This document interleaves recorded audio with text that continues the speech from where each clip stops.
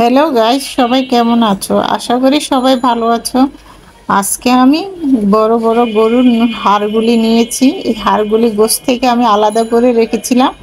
এটাকে আলাদা করে ঝাল গোশটা যেভাবে রান্না করে ঠিক ওভাবে রান্না করব। গোটা মশলাটা দিয়ে দিয়েছি, দারচিনি, এলাচ, লবঙ্গ, গোলমরিচ। দিয়ে দিলাম 1 কাপ পেঁয়াজ কুচি, আর দিয়ে দিব 1 কাপ পেঁয়াজ বাটা। আমি পেঁয়াজ কুচিটাও ব্যবহার করেছি, পেঁয়াজ বাটাটাকেও ব্যবহার করেছি। আর দিয়ে দিলাম 1 বাটি আদা রসুন বাটা। এখানে প্রায় 2 চামচ আদা রসুন বাটা আছে।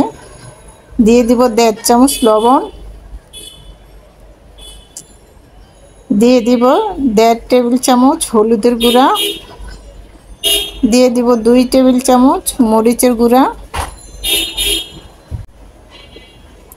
মরিচের গুঁড়াটা 2 চামচ দিয়ে দিলাম। ঝালটা যে যেরকম খাবেন ওরকম দিয়ে নেবেন। কোয়াটার চামচের 1 চামচ দিয়ে দিলাম শাহি গরম মশলার গুঁড়া। এখন পরিমাণ মতো তেল দিয়ে দিলাম। উপকরণগুলি হাতে ভালো করে মাখিয়ে নেব। এই কাজটা সাবধানে করতে হবে, হাড় যেহেতু হাতে লাগতে পারে, ছলে যাবে। সম্পূর্ণ হাড়গুলি সুন্দর করে মশলাগুলি এভাবে করে নেড়েচেড়ে মেখে নেব।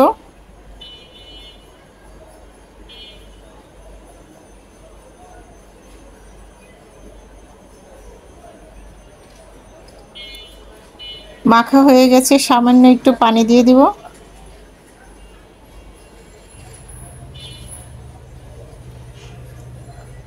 পানিটা দিয়ে দিয়েছি, এখন ঢেকে আমি দমে বসিয়ে দিব কিছুক্ষণের জন্য। কিছুক্ষণ পরে একটু ঢাকনাটা তুলে একটু আলতো করে নেড়ে চেড়ে দিব।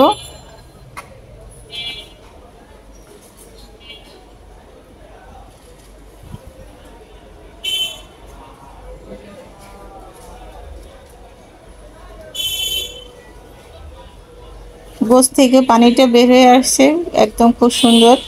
এই পানির মধ্যে আমি খুব সুন্দর করে কষিয়ে নিব।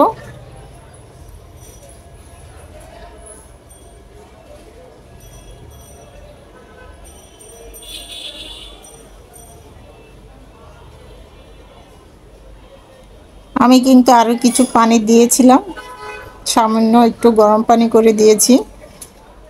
গোশগুলি খুব সুন্দর সিদ্ধ হয়ে গেছে, একদম হাড়ের থেকে গোশগুলি আলাদা হয়ে আসছে। আরও পরিমাণ একটু পানি বাড়িয়ে দিয়ে দিলাম। পানিটা দিয়ে একটু আলতো করে নেড়ে চেড়ে দিচ্ছি। এখন দিয়ে দিব গরম মশলার গুঁড়া, দিয়ে দিব আধা চামচ।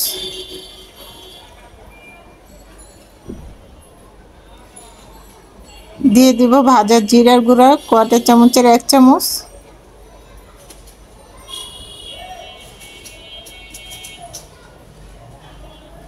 একটু আলতো করে নেড়ে ছেড়ে সম্পূর্ণ ভাজা জিরার গুঁড়া এবং গরম মশলাটা মিশিয়ে নিব।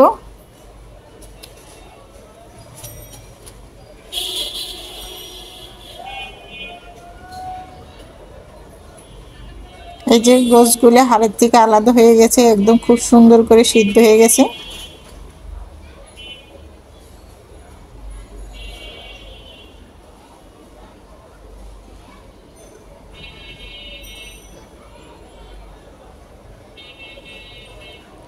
রান্নাটা পরে হয়ে আসছে, আমি এখন চুলাটা অফ করে দিয়েছি। চুলা থেকে আমি তরকারিটাকে নামিয়ে নিব। এই যে চুলা থেকে তরকারিটাকে নামিয়ে নিয়েছি।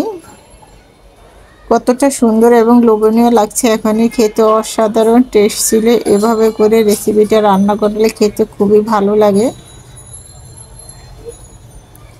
আমি একটা মিশ্রণ বলে নিয়ে দেখাচ্ছি কতটা লোভনীয় লাগছে, খেতে কিন্তু খুবই মজা ছিল।